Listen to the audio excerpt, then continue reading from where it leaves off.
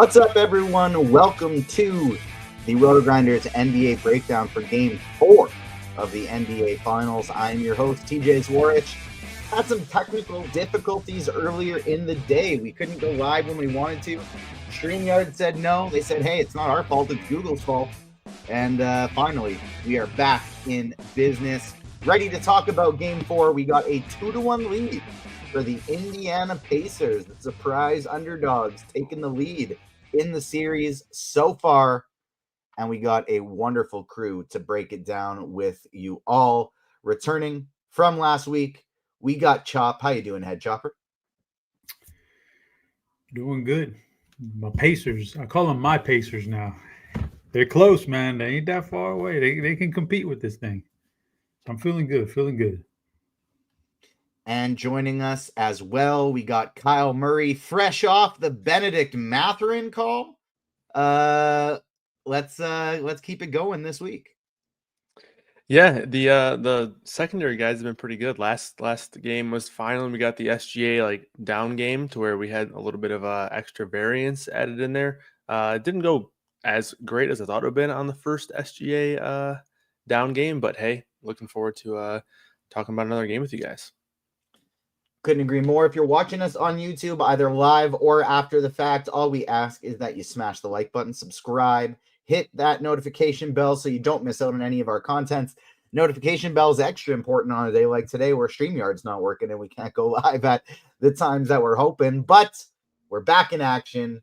All is well. We fended off the tech issues and we are ready to break down this game. Let's start off, as we always do, talking about the captain position on DraftKings. Kyle, we'll start with you. This is a bit of a interesting situation, I think, coming off of a game where SGA really struggled. Do you think we get any type of ownership discount because of that, or do you think the field's too sharp for that? No, I don't think so. I think people will go right back to him. Maybe even more so. Like they'll be expecting a bounce back game. I think we'll probably see that in the markets as well, the prop markets. So yeah, I don't think we'll get much of a discount there in terms of people being reluctant to play SGA. I do think maybe that'll, I guess, potentially get some more interest in Tyrese Halliburton, obviously coming off of his big game where he finally showed some life in this series. Right around that triple-double mark. So I think maybe we'll see some ownership differences in the captain position, but I don't necessarily think it'll come from people, being afraid to play SGA. All right, Chop, talk to me about the captain position and what you plan on doing here over on DraftKings. We got SGA up top, as per usual, projecting for 12 more fantasy points than anybody else on the slate. We did have last game, though, Tyrese Halliburton actually outscored him. Yes, he did. So my thoughts are on the captain position. It's going to be the same on FanDuel, MVP. It's basically the same for me in this thing. So the Mathurin game was pretty incredible, like 36 DraftKings points for a cheap salary. And oddly enough, like if you played Mathurin, you did pretty well. I don't know, at least utility, maybe captain, MVP, whatever, you did pretty good. If you had him in props, you cashed everything. Mathurin was great. But even with that incredible game, like when you do optimals after the game and you figure out what was the best lineups to play in DFS, in showdowns like this, the top 10 are going to be decided by like fractions of points. Like it's just barely any difference. And if you ran the top 10 optimals for that game with the Mathurin big game, he still didn't. He hit optimal in the first one, but he didn't make optimal captain in 60% of the top 10 because of Halliburton. So my point being that whether it's SGA or Halliburton, maybe even Jalen Williams, maybe even Pascal Siakam, whoever, those guys who are capable of getting you 50 plus, that's why I got to stick with in the captain spot. I love the role players, but I think it's about hitting the right role players in the utility. So I'm sticking with the big guys in the captain spot. In this case, I got to decide who I think is going to win this game, because that's a whole nother can of worms I'll talk to about in the utility spot. But I think OKC's got to step up here. They've got to win this game. You don't want to go down 3-1, all that good stuff. So SGA's got to have the big game here. So he's my number one priority.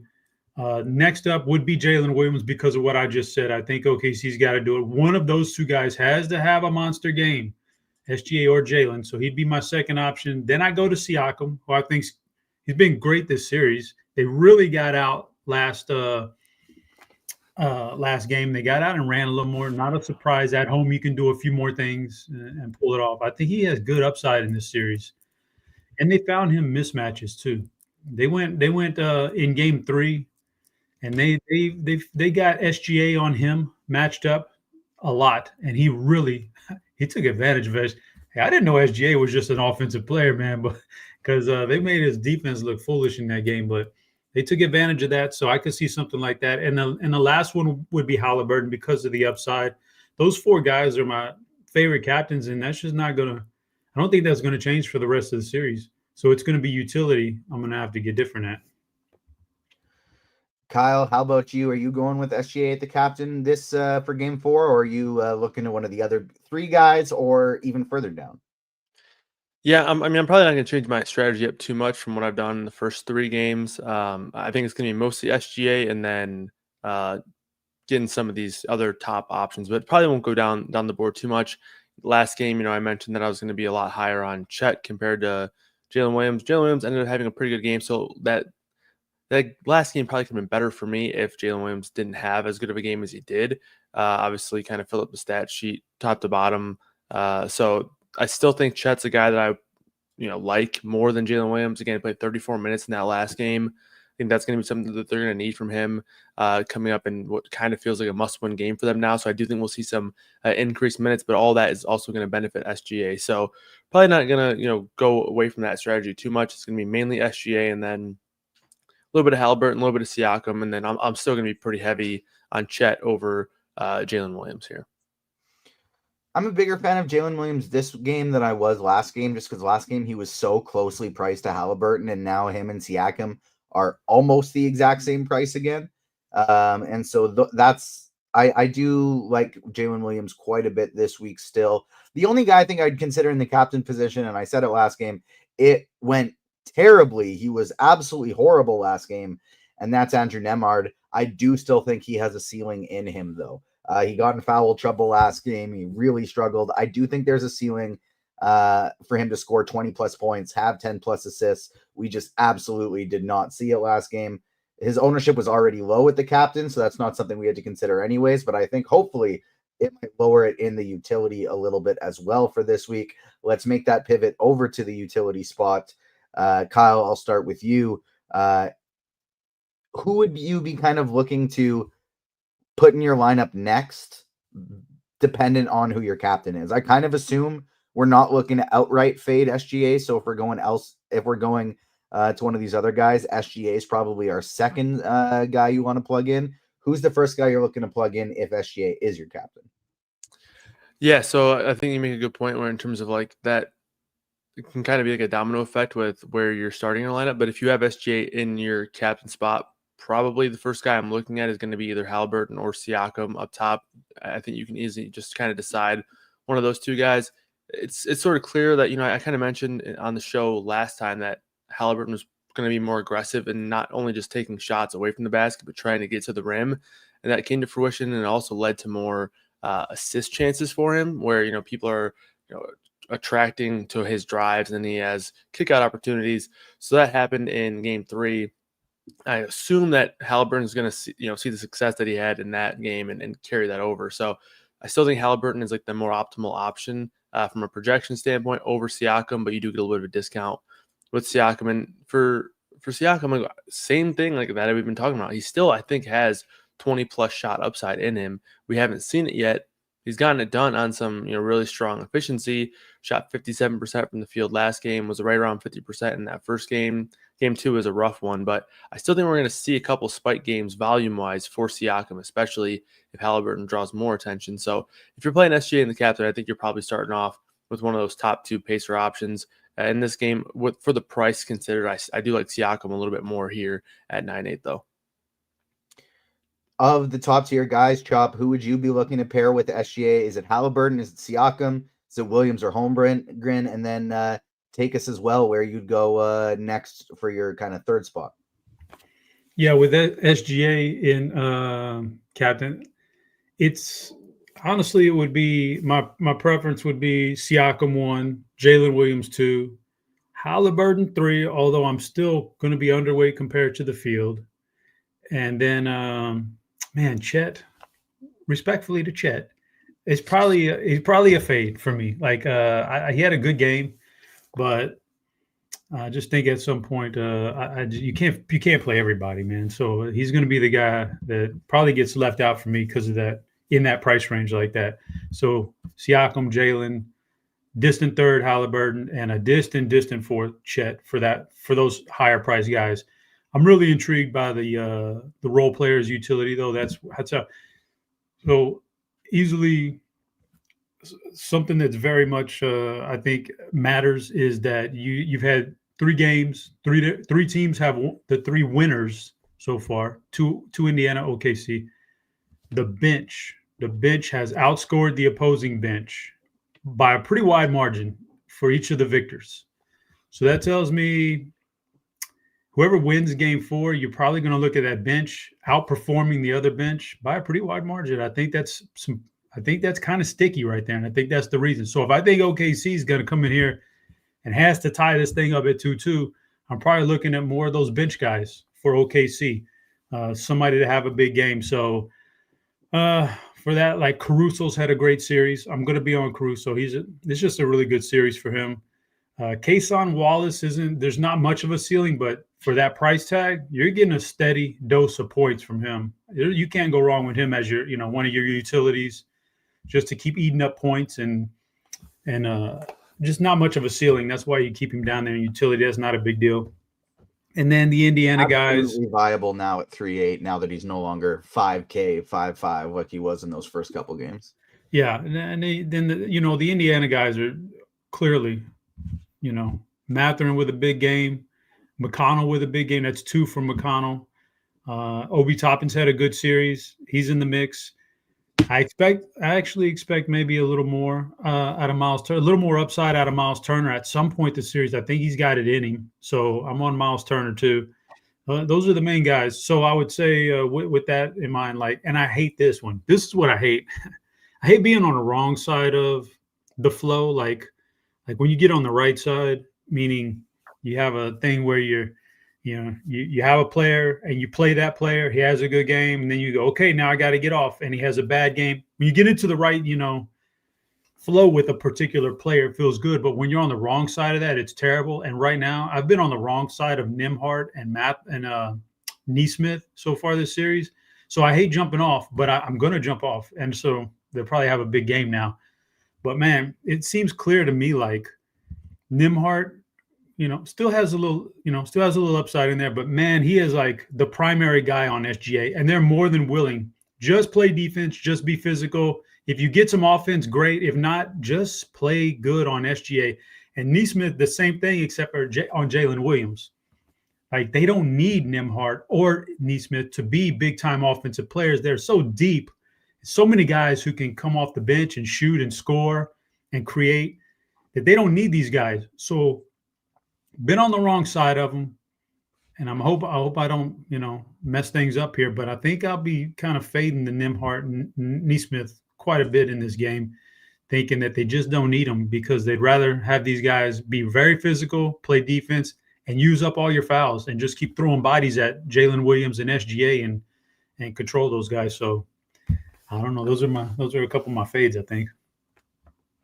With that being the case, do you feel more likely to go to guys like TJ McConnell, Benedict Mathurin, Obi Toppin, who maybe have less defensive load and are free to do a little bit more offensively?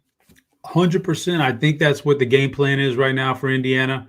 Somebody, 1 or 2 guys get hot off the bench as role players, and those guys carry you, and use your best defenders, which is Nimhart and Neesmith. Your best defenders, and let them wreak havoc on defense and not do too much, have to do too much on offense. Like I fully expected Neesmith to sit out there and bury corner threes, and they're just not letting him do. Like everybody else is burying 3-pointers, like except for those guys. Like Miles Turner's top of the key every time he touches, he's shooting the ball. McConnell's pushing the pace. Mathurin, you just saw what he done. Obi Toppin, like they're more than willing to let these other guys go at it. So yeah, but then in lineup HQ, you set your rules like you do with any showdown. You only want 2 max out of those role players, out of that bench guys, just 2 max on each side. You don't want to go too far deep into the bench unless you think it's like a 20-point blowout in different rules. But yeah, I think so. I think I'm more willing to go with some of those other Indiana options down the board as offensive threats. Kyle, take us through some of your favorites of these mid-tier and cheaper options. Then we'll talk the price discrepancies on FanDuel, and then start winding down.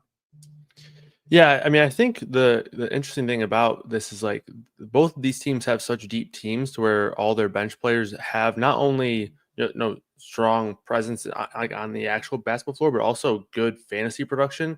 So I think for me, you can kind of make a case for pretty much everybody's ceiling. It's just sort of how you want to play them, right? So like, for example, if you're playing Obi Toppin, you probably don't want to have Miles Turner in that lineup because those guys' minutes do seem to, reverse correlate quite a bit.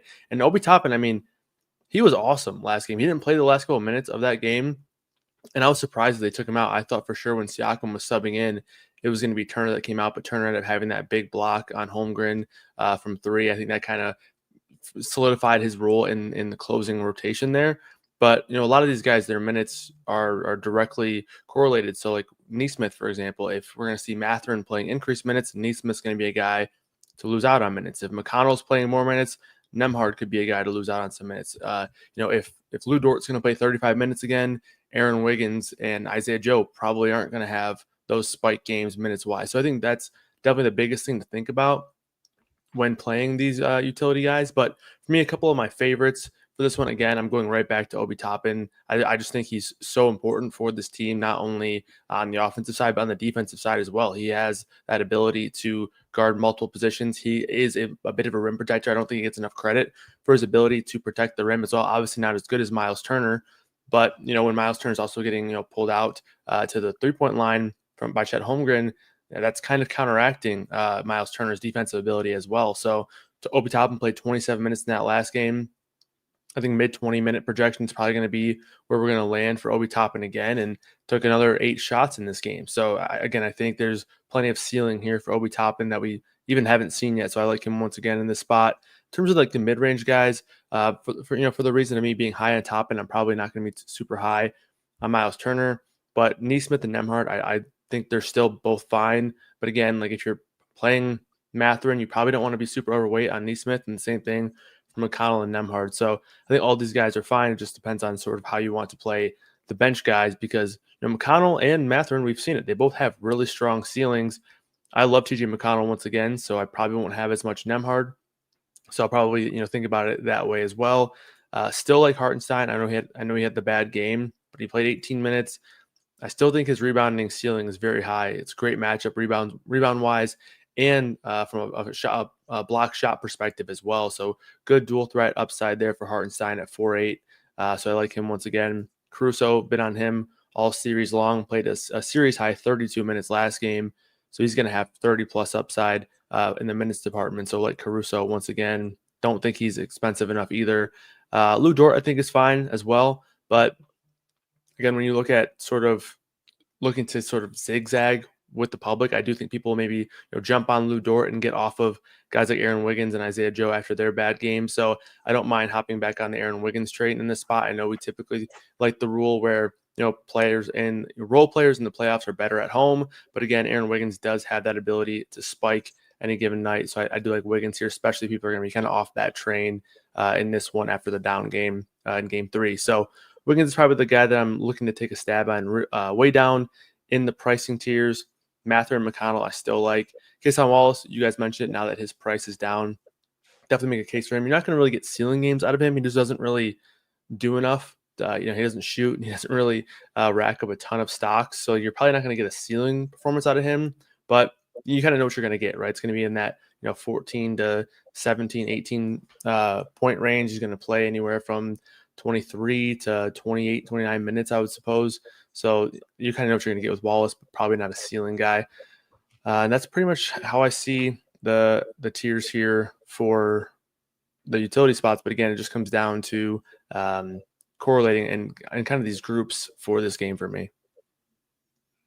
As we pivot over to looking at some of these FanDuel prices, you can literally do whatever you want on FanDuel. Like, you can make any type of build you like. The mid-range of Nemhard, Caruso, Neesmith is so wildly cheap. They dropped Hartenstein and Dort's prices, so they are now like extreme salary savers.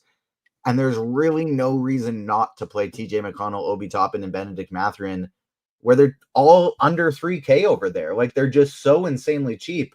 You play a build that has all three of them, you can put SGA in your MVP position, and it still leaves you with enough money to get literally any other players you want. You can plug in any other spots you want. So really, really strong salary savings over on FanDuel will make SGA's ownership at the MVP position even higher than I think on DraftKings, because you can build any of these lineups on FanDuel, and it probably lowers the ownership of these mid-range guys like a Caruso, like a Nemhard, like a Miles Turner, because like TJ McConnell, Obi Toppin, and Benedict Mathurin, each of them should be about $1,000 more expensive. Chop, is there anything you would want to focus on FanDuel here, like really a point you'd want to hammer home before we switch to, some sports bets and some predictions?